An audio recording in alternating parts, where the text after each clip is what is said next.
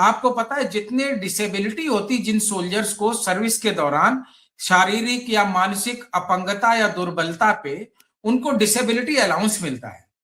और आदिकाल से, जब से सेना है, डिसेबिलिटी पेंशन और उस रिटायर्ड डिसेबल्ड सोल्जर की पेंशन इनकम टैक्स फ्री थी, एग्जेम्प्टेड थी। इस बजट पे उस पे इनकम टैक्स लगा दिया।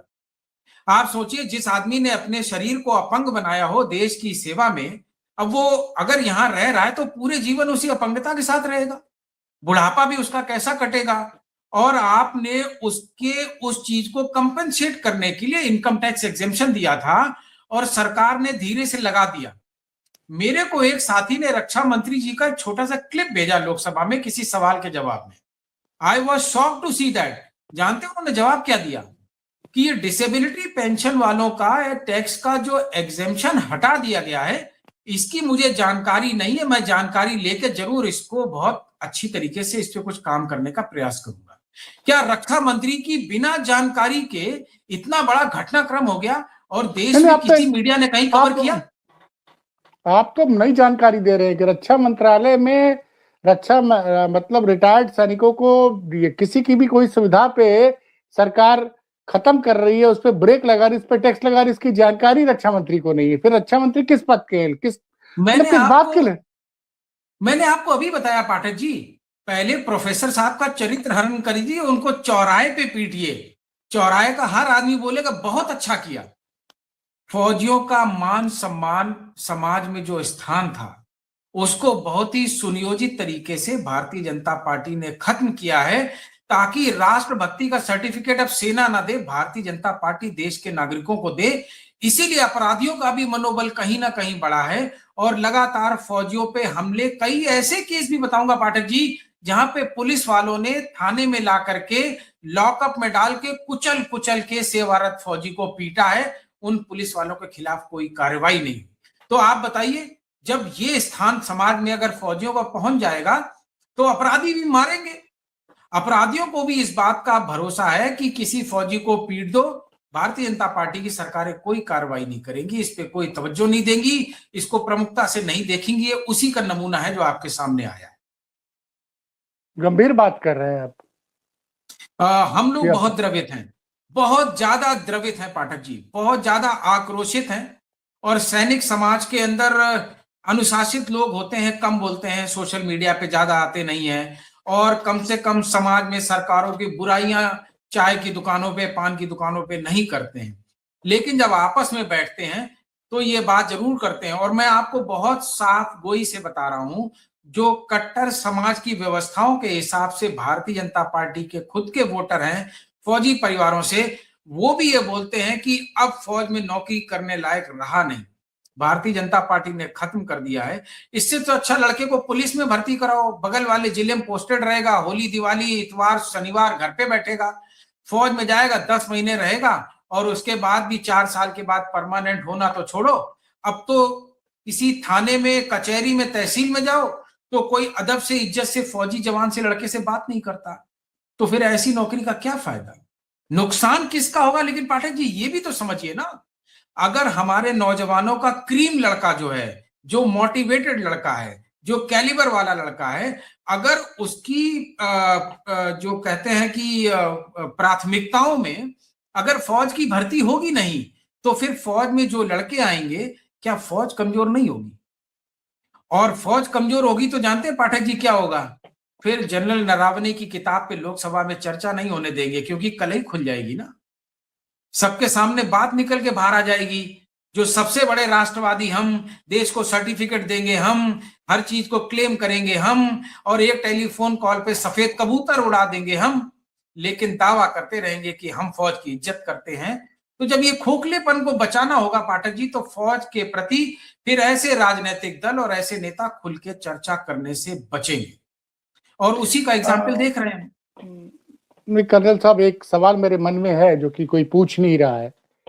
पुलवामा में जिस दिन घटना घटी, मोदी जी जिम कॉर्बेट में शूट करा रहे थे एक बहुत बड़े यूट्यूबर के साथ, इस वक्त उसका नाम नहीं याद आ रहा है, उसके शो जी वाइल्ड लाइफ का वो है, एक्सपर्ट वाइल्ड लाइफ का शो, और उनको घटना की जानकारी 3-4 घंटे बाद होती है। जो कुछ भी अभी जम्मू कश्मीर में हुआ उस दिन मोदी जी बाहर थे, विदेश में थे। और डोकलाम में जब भारतीय सीमा की तरफ चीन की फौज बढ़ रही थी और चीफ ऑफ आर्मी स्टाफ 2.5 घंटे तक इंतजार करते रहे कि उनको कोई इंस्ट्रक्शन मिले, तो सवाल उठता है कि प्रधानमंत्री मोदी क्या 24 घंटे अवेलेबल नहीं रहते हैं? क्योंकि आप या तो डिफेंस मिनिस्टर के पास पावर होनी चाहिए, लेकिन जो 3 उदाहरण आए हैं, पुलवामा में जो अटैक हुए, जो सीआरपीएफ के हमारे सारे जवान मारे गए, हमारे प्रधानमंत्री शूट करा रहे थे डिस्कवरी चैनल के लिए, विदेशी चैनल के लिए, जिम कॉर्बेट के पार्क में 4 घंटे बाद उनको सूचना मिलती है, ऐसा मीडिया में दावा किया गया था। जिस वक्त कश्मीर में जो हुआ अभी हाल में, विदेश में थे। और ये जनरल नरवणे किताब तो ये बता रही कि कितना बड़ा डेडलॉक है आज के जमाने में, जब संचार के और आप चूंकि आर्मी में रहे हैं, वायरलेस के जरिए तो आदमी तुरंत संपर्क करता होगा पहले भी, आज तो मान लीजिए मोबाइल का जमाना आ गया। मैं आपके मंशा को, सवाल का समझ गया। मैं आपके और आपके दर्शकों की भी पूरी इस पे शंकाएं भी पूरी करूंगा। कुछ चीजों को जो नहीं डिस्क्लोज करनी चाहिए उनको छोड़ दूंगा, फिर भी आपकी मंशाएं पूरी क्लियर कर दूंगा।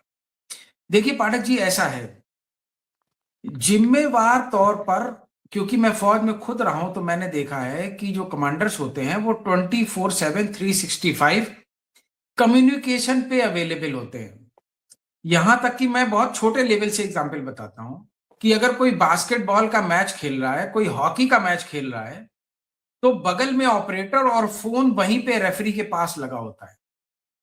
यानी कि गेम बंद करके 5 सेकंड में फोन पे बात हो सकती है, सिर्फ 5 सेकंड के गैप।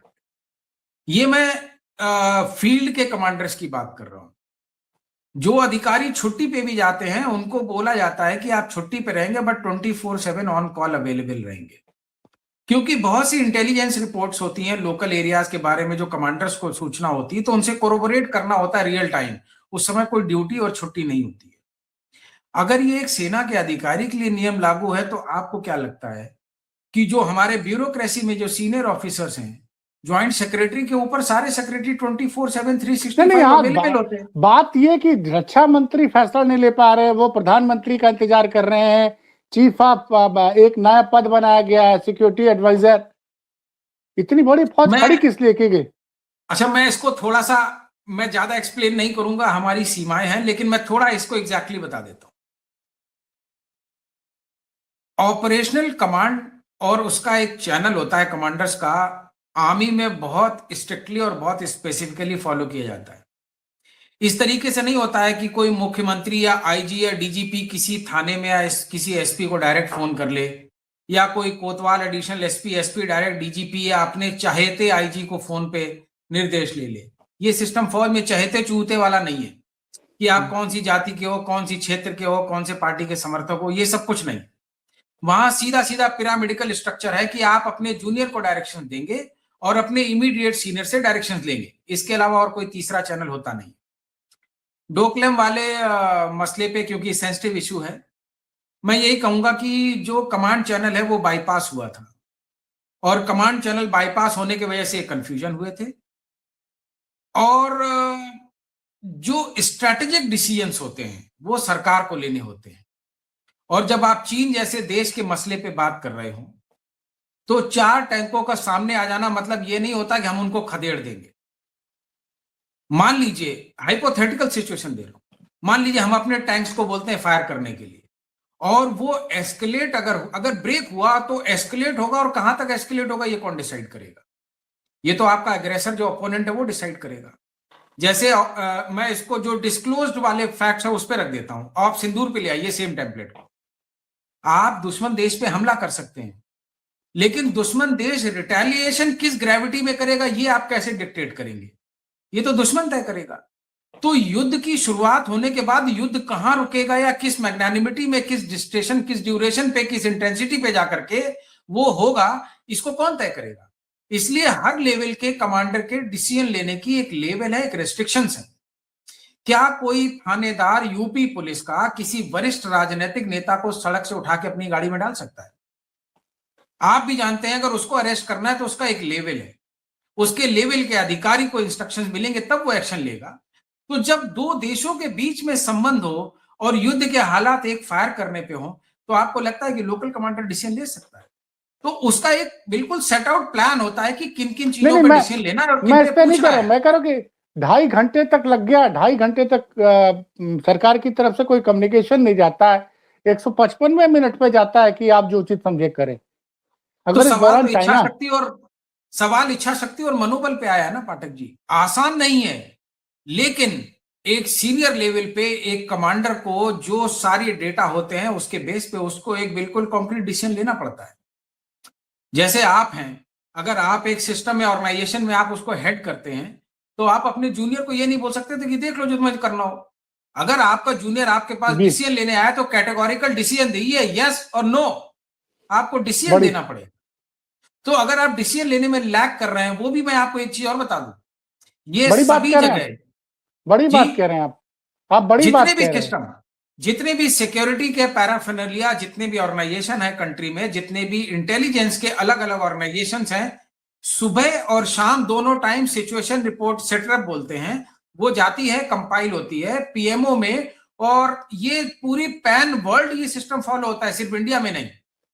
तो prime minister is always updated 24/7 365 और ऑल सिनेरियोज, चाहे वो मिनिस्ट्री ऑफ फॉरेन अफेयर्स हो, एक्सटर्नल अफेयर्स हो, चाहे वो डिफेंस मिनिस्ट्री हो, चाहे होम मिनिस्ट्री हो, he is aware, he is updated, because he is the boss, he has ultimately he has to take the call.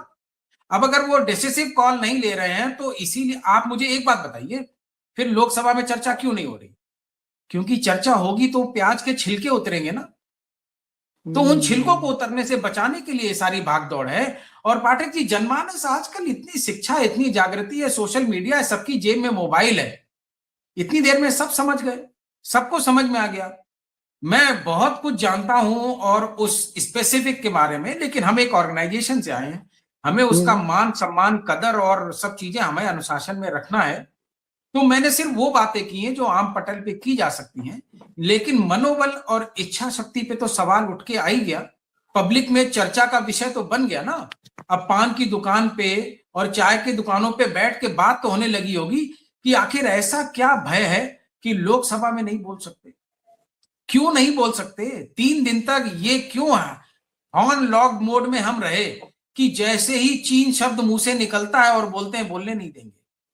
अरे, हमारे राष्ट्रीय अध्यक्ष जी ने तो बिल्कुल स्पष्ट तौर पे जब उनसे पूछा, बिरला जी ने, स्पीकर महोदय ने, तो उन्होंने बोला कि हमारे अपने समाजवादी नेता लगातार कहते आ रहे हैं कि भारत का असल दुश्मन कोई देश है, तो हमें असल खतरा किसी से है तो चीन से है। तो दुश्मन देश के बारे में बात करने में क्या दिक्कत है? खुल के बात करिए और स्पष्टता से कहिए वो मेरा दुश्मन देश है। बट एक लाइन की शंका ऐड कर दूं साथ में, अगर आपकी मानसिकता व्यापारिक हो तो मैं उस साइड की मानसिकता भी बता दूं। हम हर साल चाइना को जो इंपोर्ट करते हैं और जो एक्सपोर्ट करते हैं, उसमें 9 से 10 लाख करोड़ के घाटे का जो हमारा डेफिसिट है, यानी कि फर्ज कीजिए हम लगभग 35 लाख करोड़ का इंपोर्ट करते हैं और 25 लाख करोड़ का एक्सपोर्ट करते हैं। तो हम चीन को हर साल 10 लाख करोड़ रेवेन्यू में दे रहे हैं उनको। और हम ये भी जानते हैं कि अगर हिंदुस्तान का सबसे बड़ा कोई दुश्मन देश है तो चीन है। तो फिर इच्छा शक्ति और मनोबल की बात आई ना कि राष्ट्र के मुद्दे इंपॉर्टेंट होने चाहिए या व्यापार इंपॉर्टेंट होना चाहिए, पहले क्या इंपॉर्टेंस लेगा? इसलिए राष्ट्र का चीन की चर्चा लोकसभा में होगी तो व्यापार में शायद जो लोगों के इंटरेस्ट होंगे, उनके इंटरेस्ट अगर डिस्टर्ब होंगे तो शायद उनको सुरक्षित करना चाहते होंगे। समस्या ये कि देश का मान सम्मान, अभिमान, सेना सैनिक की मान, उसकी सुरक्षा, उसकी शहादत हमारे लिए ज्यादा इंपॉर्टेंट है या चीन से व्यापारिक, वो भी कौन सा व्यापारिक रिश्ता जिसमें 10 लाख करोड़ का हर साल देश को नुकसान उठाना पड़ रहा है? इसलिए चर्चा नहीं हो रही पाठक जी लोकसभा। जी, आपने बहुत बड़ी बात कह दी कि सरकार पूरी तरह से चाइना के नाम पे कर रही है, आप कहना चाह रहे हैं, इसके चाइना पे बहस नहीं करना चाह रही है, सूचनाएं नहीं, क्योंकि आपके नेता की तो माइक ही ऑफ कर दिया था जब वो बोलना शुरू किया, 40 सेकंड बाद, आगे बोलने नहीं दिया, 40 सेकंड बाद। लेकिन ऐसा थोड़ी उन्होंने बंद कर दिया तो अखिलेश जी की बात तो अब आज की डेट में सोशल मीडिया है, वो कुछ भी बोलते हैं 5 मिनट के अंदर सबके पास पहुंच जाता है।